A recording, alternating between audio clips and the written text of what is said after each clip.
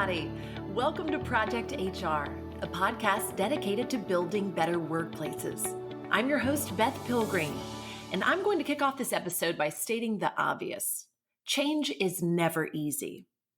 According to a 2018 Forbes Insight survey, more than a third of survey respondents said that their employees are actively threatened by change.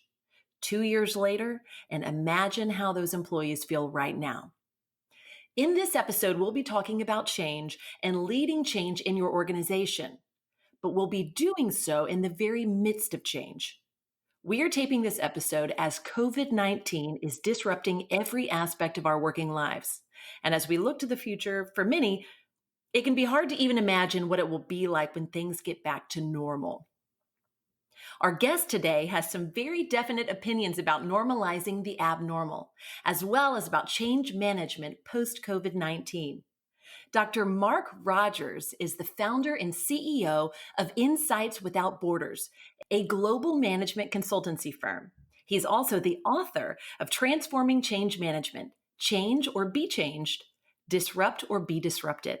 Mark, it is great to have you with us today. Thank you. That was a great introduction. I was like, who is that person? Wow. That is you, my new friend.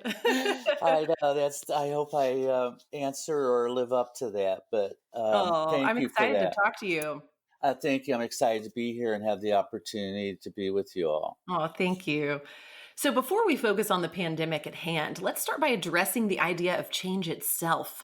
What is it about change that scares us so much? That's a great question. And it's one that a lot of people ask me. And each time they ask me, I'm glad they do, because it makes me have to revisit it myself. And as a practitioner and as a trained clinical psychologist, no longer practicing per se, it still brings up the same kinds of fears or challenges and scares me in some respects when I think about it personally. So if it does that to me, and I've been doing that for so many years with change, imagine, and I can appreciate how everyone is, including my own family, my friends, and change is scary. And I think one of the reasons, or one of the ways I'd like to open it is sort of with this like subscript that human change has always been, and it's even more so now with this pandemic, the ultimate frontier.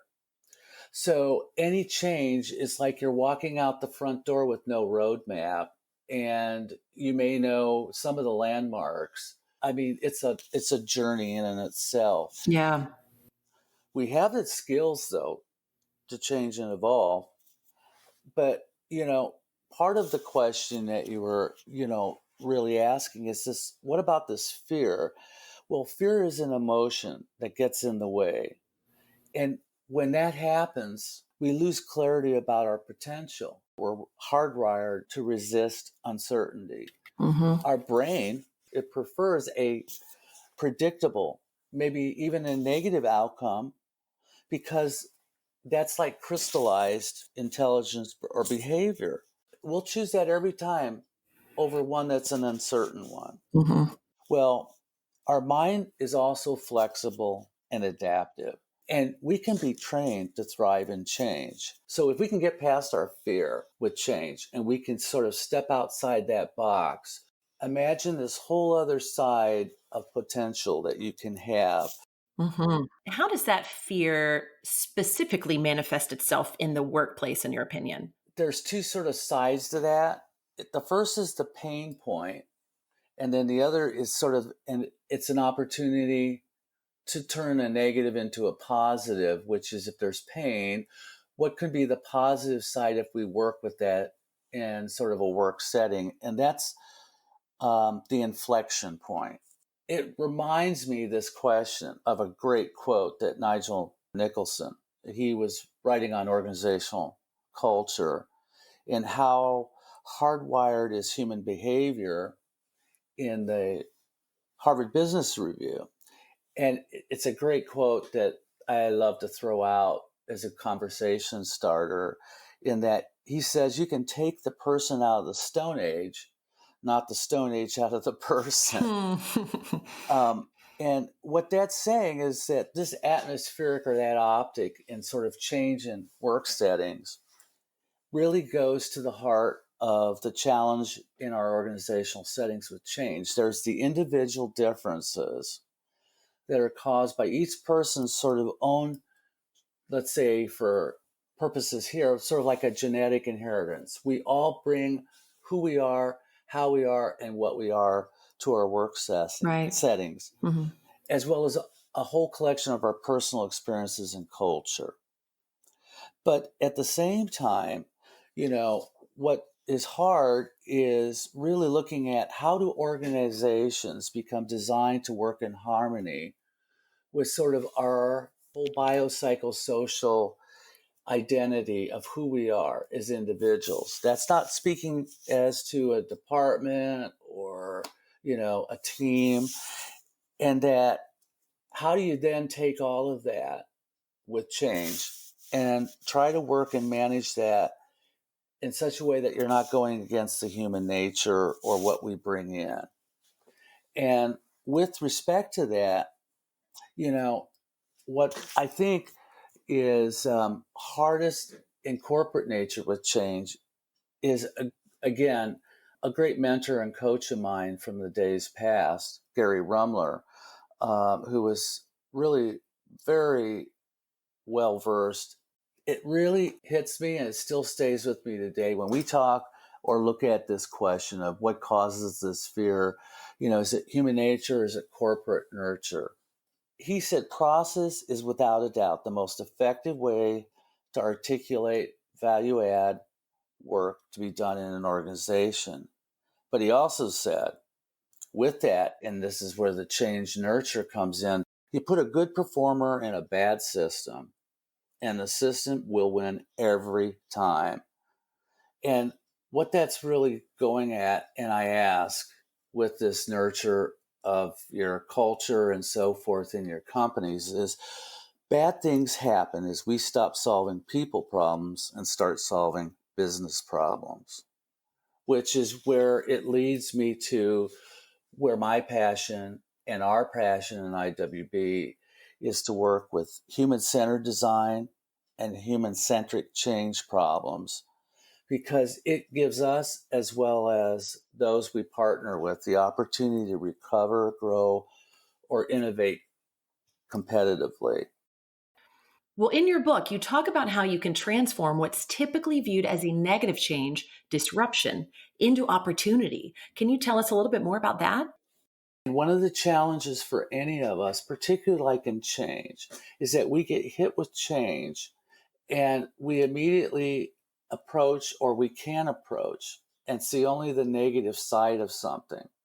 So one of the things that's hardest in sort of getting people to move out of a stuck place that they're in with change is saying, okay, let's take this negative and let's work with this for a little bit, and let's talk about, even though it's negative, is there anything positive that would come from it? We can use that and say, let's do a mind shift. Let's look at this from a different angle.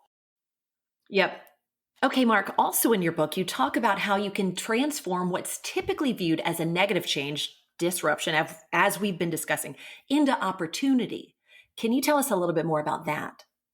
Sure. One of the things there's two things actually that I think people miss in respect to this, sort of looking only at disruption as a negative, and sort of ignoring the opportunity of what that brings out.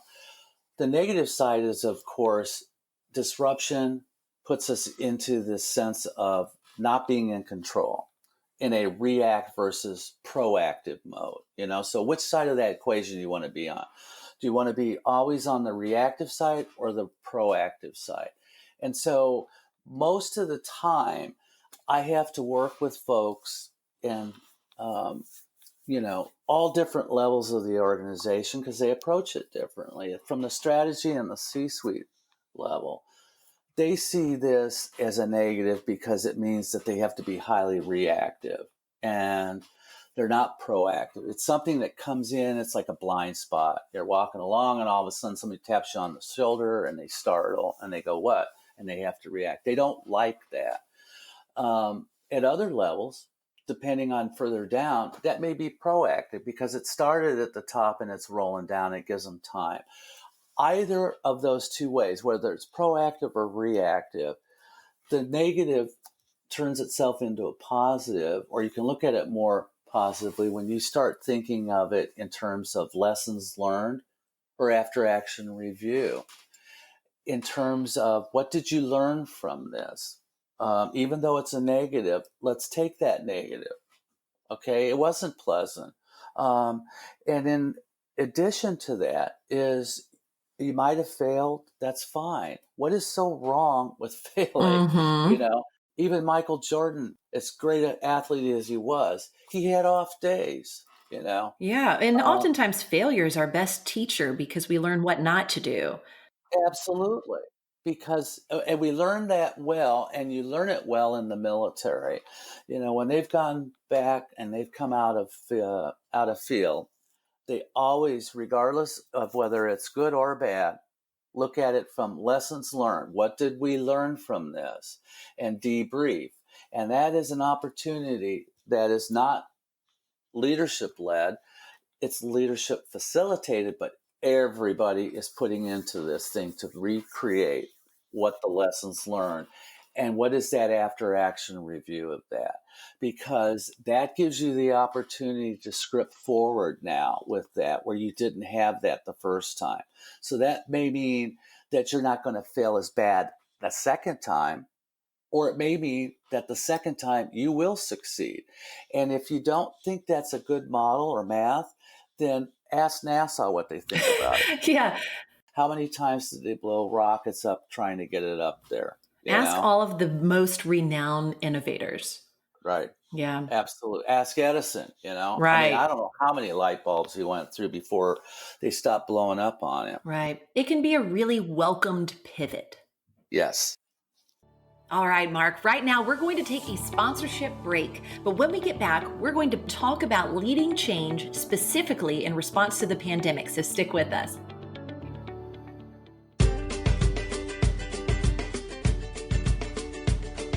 Thanks for listening. Also, thanks to A Better Leader for supporting this week's episode of Project HR. A Better Leader is leadership training that brings your leaders into alignment. A Better Leader's online platform improves engagement and morale and directly affects your bottom line. Get your free 2-week trial at abetterleader.com.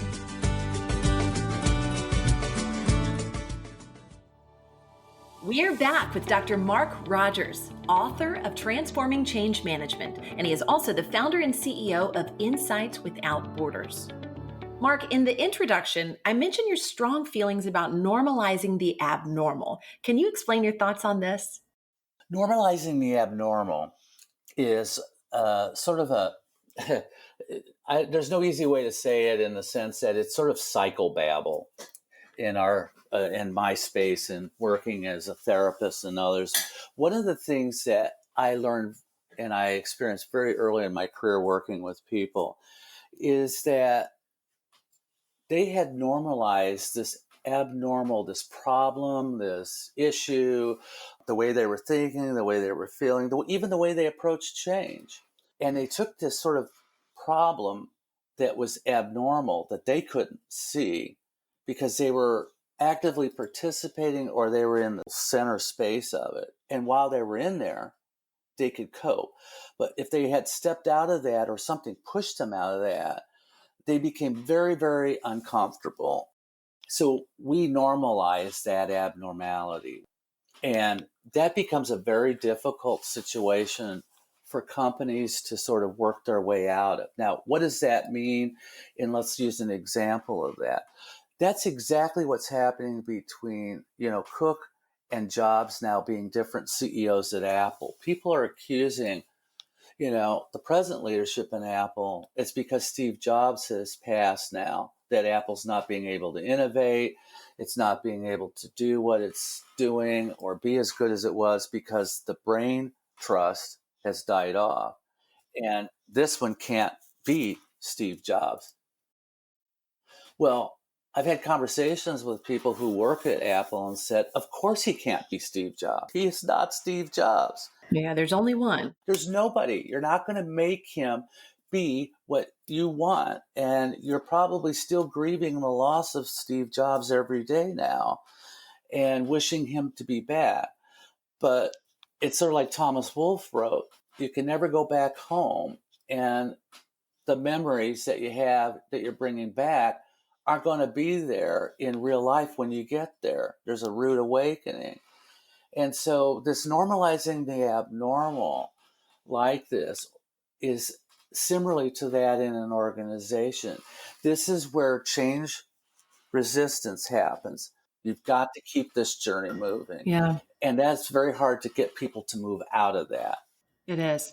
Well, to change the subject a little bit and talk about what's going on right now, as we are recording this episode, lockdowns are just starting to end here and there. And there's a lot of talk about getting back to work or getting back to normal. And you can't see it, Mark, but I'm air quoting that. Yeah. Everywhere, people are predicting what changes this pandemic might have on business as usual.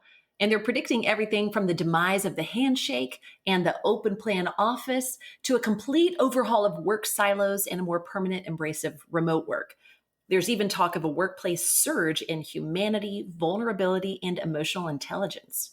How can we as leaders prepare ourselves and our teams for the coming changes, whatever they may be? Wow, that's a lot. I just listened I know. to what you had packed into that. My first, how do we prepare for that? If I was a leader, I'd be running for the door, lock my door, and don't come out. Go to my bunker. Right. And in some respects, I think that's exactly what everybody's experiencing. And this is too much. Yeah. It's too fast. It's Mhm. overwhelming. It's it's not out there where I love to, my safety It doesn't is feel that, safe. yeah, it's over on the west side of Houston. That's not going to really affect us. When you Mhm. see tornado warnings with my wife, I look and see, oh, it's not even our county. I go back to watching TV, because Yeah. it's not here. The pandemic is in our backyard. It It's affects everywhere. everybody. It Yeah. touches you everywhere. Mhm. And so this is a perfect lesson for us all. How do you get in control? You accept, and this is really sort of like a panic disorder. And we are in a panic disorder. And it's so funny that you brought this up because it triggered this now in a conversation I had a couple of days with someone who was sort of having a panic disorder in that they're faced with their job loss or layoff. Their kids are working, but they're working in sort of the dash and carry. So all of these things add up to the point of no matter how much we stay in our house, we can't keep the pandemic risk from either contaminating us or getting inside the house. As much as we try to keep it on the outside, it's still getting in. How do we accept the fact that we're out of control and get at peace with the fact that we can't control control? And from That that, is huge. we start to get our control back because we can't control and we can't deal with stopping what we can't stop. It's coming anyway, but what we can choose is how we respond to and the actions that we take personally to deal with what's coming at us. And that gives us the control. That gives us the choice to decide how emotionally, behaviorally, psychologically, managerially, we're going to deal with these issues. And that's dependent on how well we can communicate and we can relate to those around us, because we have to accept we can't do this alone. And the more you can take vulnerability on, the more you're going to get control and invite others to help support you and you to help support others as you get through this.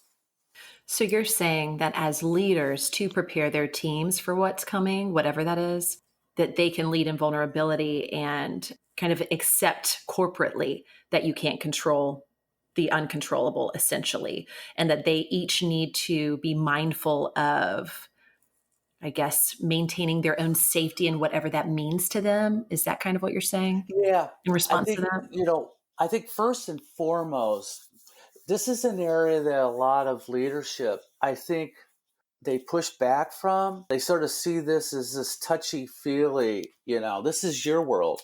No, This is your prime opportunity in leadership where you guys are going to and women are going to have to come together, and you're going to have to talk about, our people are scared. Our people don't know what's going on. We don't know what's going on. We don't have the answers. Are we going to full remote working cultural environments? Are production lines going to be, fully automated because it makes better sense to go to automation because it will run longer and it doesn't get exposed to the COVID-19? We don't have to shut the whole plant down. Well, if we do that, what happens to the people that are not going to have those jobs now? These difficult conversations, this kind of future thinking proactively is really scary. It is. And if you don't have an emotional sensitivity, or an IQ to that, they're going to have to start getting that, because that's going to be part of the job description going forward now. Is to empathize. That's and to right. get in touch with yourselves. You may be a very far left brain thinker, but all of us have hearts, and That's we right. all do have feelings, and we have fears, especially now. We can at least acknowledge that we have fears now. And so it's an opportunity for all of us as leaders and as teammates to empathize with Yes. whomever needs that empathy and that listening ear in the moment. You're Yes. still going to accomplish the things that you need to do as you're diligent and you focus. But I think the empathy and the vulnerability is going to be huge right now. And it's a great opportunity, since we're reaching out to the audience and those who are practitioners or managers or leaders in human resources, those are the two most key words you can say. You all are in the human resources space. So you've got to step out of that space in a fashion now and look back at it and go, how are we doing our human resources now in this context? What can I do? What can I help contribute? What are the right questions that I need to be asking? Do I feel safe enough to be in psychological, space here to step into the ring and say, here's some things that I'm seeing and I'm feeling. Is anybody else feeling this? Let's brainstorm this. How do we address these issues? Because we're going to have to, if we're going to get in that boat and paddle over to the other side of this thing and get over there. Well, Mark, it's time now for a very quick break. We'll be right back after this.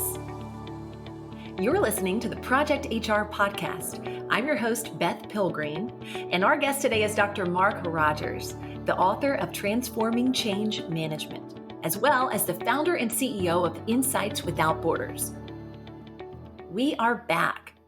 This discussion of transforming companies, either as an intentional choice or in response to disruptions that we can't control, that's something that your company, Insights Without Borders, knows very well.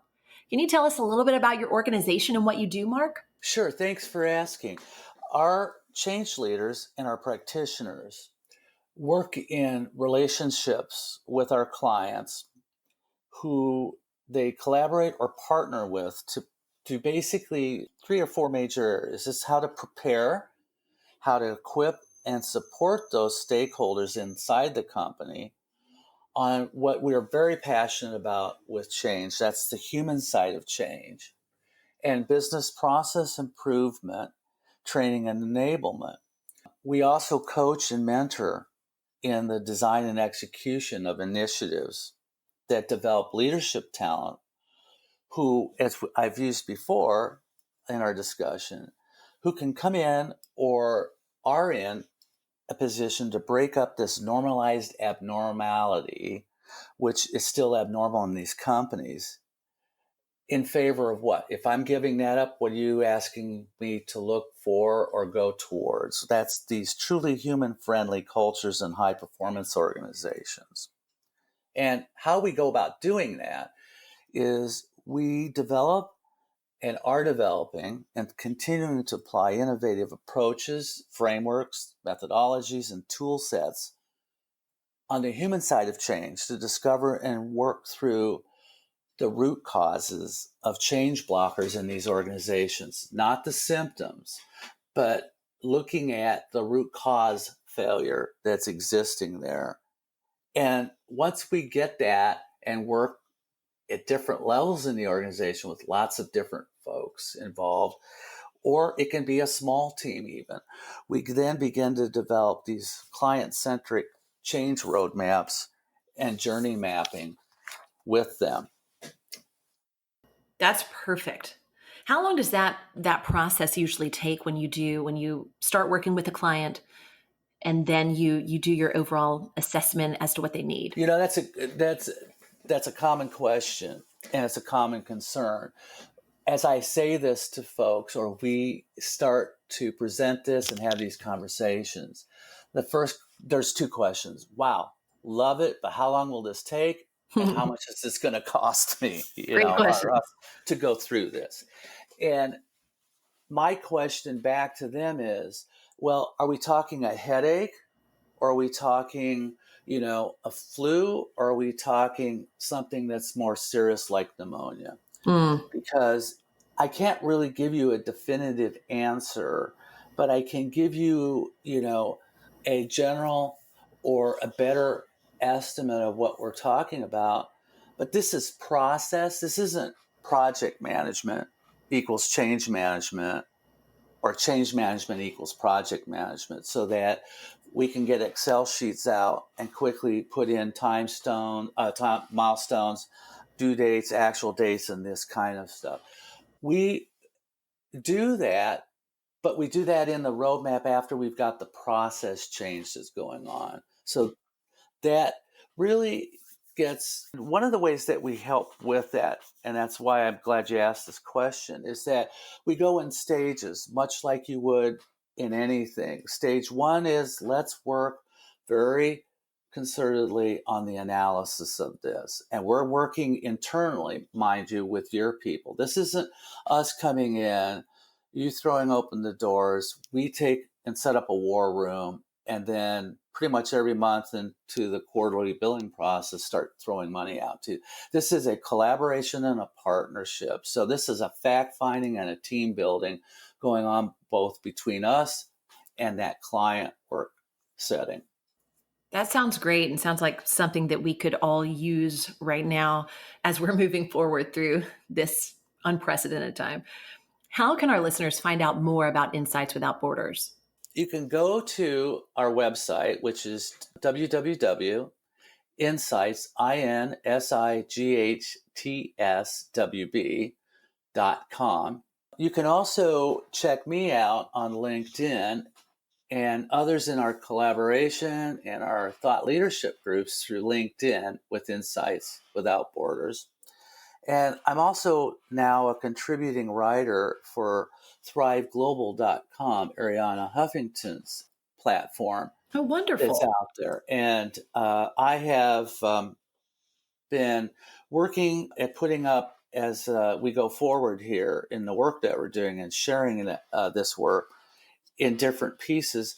And I have a sequence now that I've been concentrating on with the COVID-19, with change management, agile, and other kinds of issues of the COVID-related pandemic that is affecting organizations and us with change.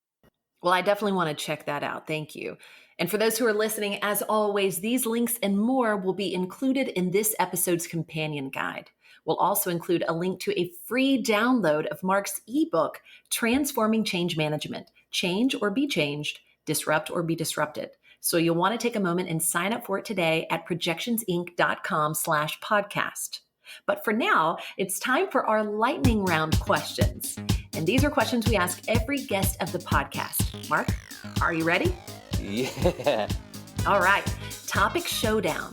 In your blog titled Change Management Post-COVID-19, you reference Agent Smith's existence in the Matrix. For that reference alone, and yes, I realize this is likely an obvious answer given all we've spoken about today, but I have to ask, would you choose the blue pill or the red? It would be the red pill.